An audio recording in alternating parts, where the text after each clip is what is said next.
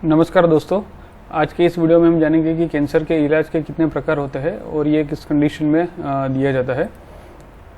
तो सबसे पहले ये जो ट्रीटमेंट के प्रकार होते हैं उसको दो पार्ट में डिवाइड कर सकते हैं। एक होता है लोकल ट्रीटमेंट और एक होता है सिस्टमिक ट्रीटमेंट। ये जो लोकल ट्रीटमेंट होती है वो किसी स्पेसिफिक साइट और एरिया को टारगेट करता है, और ये जो सिस्टमिक ट्रीटमेंट होती है ये हमारे पूरे शरीर को अफेक्ट करता है। ये जो लोकल ट्रीटमेंट होती है उसका जो पार्ट है, जैसे कि सर्जरी होती है, फिर रेडियोथेरेपी होती है, रेडियो फ्रीक्वेंसी एब्लेशन होता है, क्रायो एब्लेशन, माइक्रोवेव एब्लेशन, फिर टेस और टेर होता है। ये टेस और टेर में उसका फुल फॉर्म है कि ट्रांस आर्टीरियल कीमो एम्बोलाइजेशन और ट्रांस आर्टीरियल रेडियो एम्बोलाइजेशन। ये स्पेसिफिकली जनरली जब भी लीवर में कोई डिजीज होता है या फिर लीवर में कोई कैंसर होता है तो उस कंडीशन में टेस और टेर का यूज़ किया जाता है। सिस्टेमिक ट्रीटमेंट में अगर हम देखें तो उसमें कीमोथेरेपी होती है, टारगेटेड थेरेपी होती है, इम्यूनोथेरेपी, स्टेम सेल और बोन मेरो ट्रांसप्लांट या फिर हार्मोनल थेरेपी होती है। कैंसर की ट्रीटमेंट का मतलब गोल या फिर कोई पर्पस क्या होता है, तो जो सबसे मेन पर्पस होता है कि क्योर, मतलब डिजीज को कम्प्लीटली क्योर करना और पेशेंट को कैंसर फ्री करना। अगर जब भी कोई पेशेंट को कैंसर फ्री हम नहीं कर सकते तो नेक्स्ट स्टेप होता है कि कंट्रोल करना। इस कंडीशन में जैसे पेशेंट में जो भी डिजीज है उसमें जो कैंसर की या ट्यूमर की जो साइज है उसको श्रिंक, मतलब उसको कैसे हम छोटा कर सकते हैं और उसको आगे हम कैसे ग्रो करने से बढ़ सकते हैं और आगे उसको कैसे स्प्रेड होने से हम बचा सकते हैं, वो हमारा मेन पर्पस होता है। और ये जो थर्ड पार्ट होता है कि पेलिएशन, ये पेलिएशन का मतलब होता है कि ऑलरेडी पेशेंट को कैंसर पूरे शरीर में या फिर किसी भी जगह पे स्प्रेड हो चुका है और उसकी वजह से पेशेंट का क्योर या फिर कंट्रोल नहीं हो सकता है। तो उस कंडीशन में पेशेंट को कैंसर या फिर मेटास्टेटिक साइट पे जो भी डिजीज होता है उसकी वजह से कुछ जो कंप्लेन होती है, पेन या होता है या फिर पेशेंट को कोई भी डिसेबिलिटी होती है, तो उस कंडीशन में उसको वो सिम्टम से रिलीव करना, वो मेन पर्पस होता है पेलिएशन का। जैसे कि अगर जैसे कि सीए प्रोस्टेट होता है, मतलब प्रोस्टेटिक कैंसर होता है और उसमें वर्टिब्रा में स्केलेटल मेटास्टेसिस होता है, तो उस कंडीशन में स्पेसिफिक साइट पे इधर रेडियोथेरेपी दिया जाता है या फिर उस वर्टिब्रा का फिक्सेशन या फिर सर्जरी करके उस वर्टिब्रा को फिक्स किया जाता है कि ताकि उसकी जो रीढ़ की हड्डी की वजह से जो स्पाइनल कोड होता है उस पर कोई कंप्रेशन ना आए। तो ये तीन मेन पर्पज होता है कैंसर ट्रीटमेंट के। अभी हम देखते हैं कि कौन से वो फैक्टर्स होते हैं जो कैंसर ट्रीटमेंट को अफेक्ट करते हैं, मतलब कैंसर की ट्रीटमेंट देने से पहले कौन से फैक्टर को हमें देखना पड़ता है। जैसे कि site, size and type of cancer, मतलब कि कैंसर किस टाइप का है, कैंसर कौन सी जगह पे है और उसकी साइज क्या है। जैसे हमने देखा कि टाइप ऑफ कैंसर, मतलब ये सब टाइप हमने लिखे हुए हैं कि adenocarcinoma, squamous cell carcinoma, neuroendocrine tumour, ये सब कैंसर के टाइप होते हैं। फिर साइट, जैसे कि वो ब्रेन में है या फिर लंग में है या फिर स्टमक में, किस जगह पे कैंसर है, और उसकी साइज़ कि वो 1 सेंटीमीटर का है या फिर 10 सेंटीमीटर का है, उस तरह से उसको डिटरमिन किया जाता है कि हम कौन सी ट्रीटमेंट पेशेंट को ऑफर कर सकते हैं।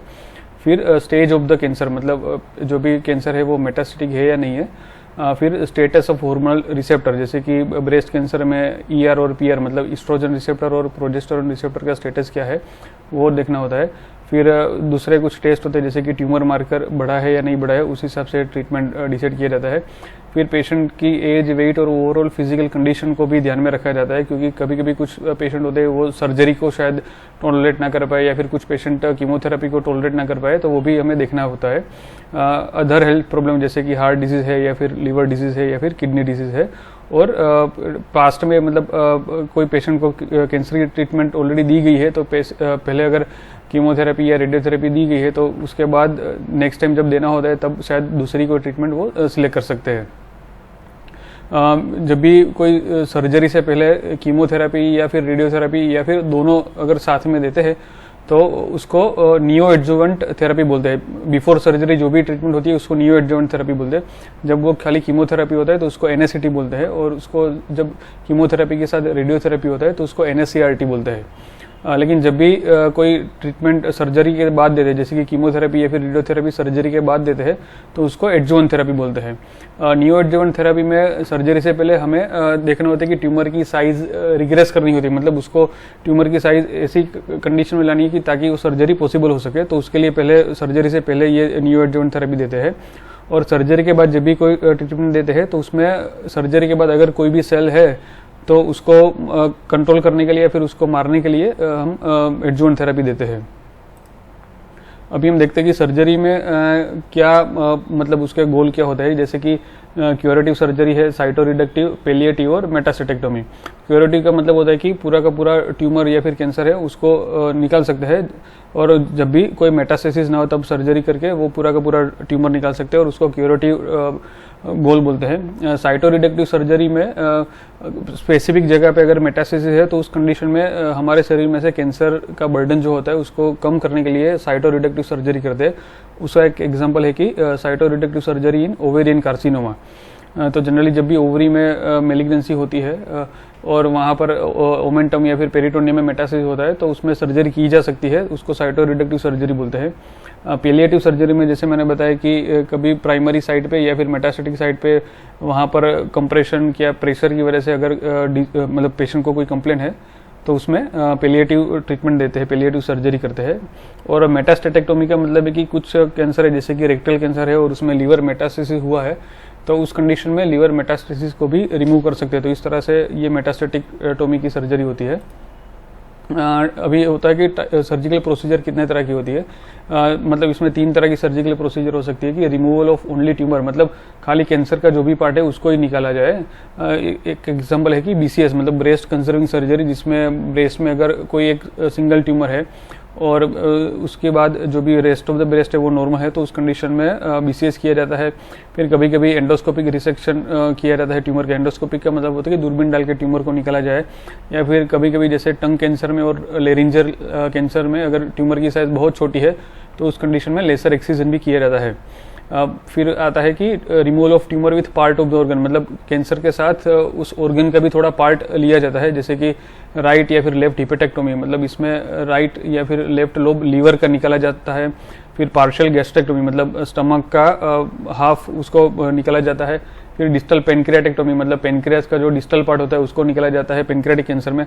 राइट और लेफ्ट हेमिकोलेक्टोमी जिसमें कोलोन को राइट या लेफ्ट जो भी हेमिकोलोन है उसको निकाला जाता है। फिर पार्शियल और हेमिग्लोसेक्टोमी मतलब टंग में अगर ट्यूमर है तो उसमें पार्शियल या फिर हेमिग्लोसेक्टोमी की जाती है। और तीसरी सर्जिकल प्रोसीजर है कि removal of tumour with entire organ. कभी कभी कोई भी ट्यूमर होता है जो जिसमें ऑर्गन की साइज कभी छोटी होती है तो उसमें पूरा ऑर्गन निकाला जाता है, जैसे कि टोटल गैस्ट्रेक्टोमी होता है तो अगर स्टमक में बड़ा सा ट्यूमर है तो उसको निकालना है तो फिर पूरा स्टमक निकालना पड़ता है तो उसमें टोटल गैस्ट्रेक्टोमी बोलते हैं। फिर मास्टेक्टोमी बोलते हैं कि removal of entire breast in case of large और मल्टीफोकल ब्रेस्ट कैंसर, मतलब कि अगर ब्रेस्ट में मल्टीपल ट्यूमर है छोटे छोटे या फिर कोई बड़ा सा ट्यूमर है तो उस कंडीशन में पूरी की पूरी ब्रेस्ट निकाली जाती है। BCS में जो भी नॉर्मल ब्रेस्ट होती है उसको प्रिजर्व किया जाता है, लेकिन मास्टेक्टोमी में पूरी की पूरी ब्रेस्ट निकाली जाती है, राइट या फिर लेफ्ट ब्रेस्ट।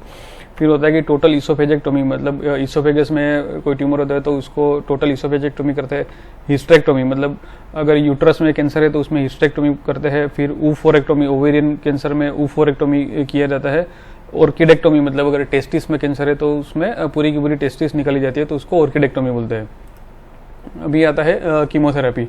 कीमोथेरेपी एक सिस्टेमिक ट्रीटमेंट का पार्ट है जिसमें कीमोथेरेपी ड्रग जो होती है वो इंजेक्ट की जाती है कैंसर सेल को किल करने के लिए eight primary site and metastatic site अगर प्रेजेंट है तो वहाँ पर उसको इंजेक्ट किया जाता है।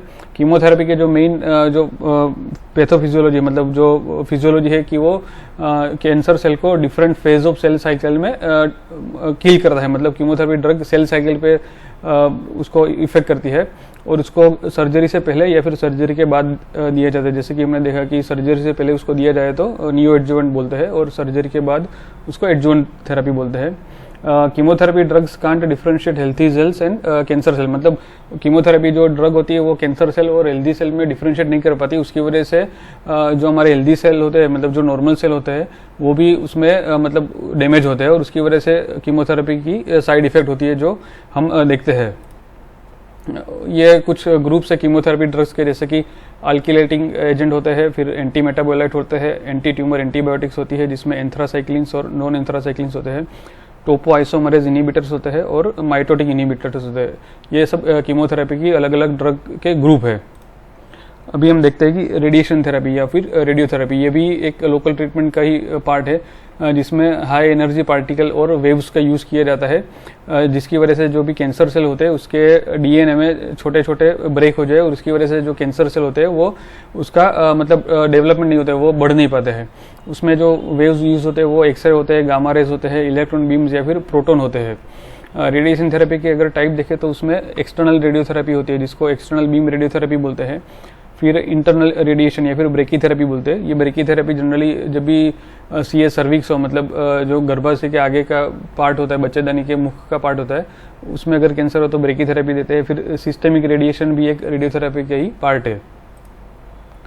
फिर आती है हार्मोनल थेरेपी, ये भी एक सिस्टमिक ट्रीटमेंट का पार्ट है जिसमें कुछ ट्यूमर जो होते हैं वो हार्मोन पे डिपेंड करते हैं ग्रो करने के लिए। तो ये जो हार्मोनल थेरेपी होती है ये हार्मोन को ब्लॉक कर देती है या फिर उसको अल्टर मतलब बदल देती है, जिसकी वजह से ये जो ट्यूमर होता है उसका ग्रोथ स्लो हो जाए या फिर स्टॉप हो जाए।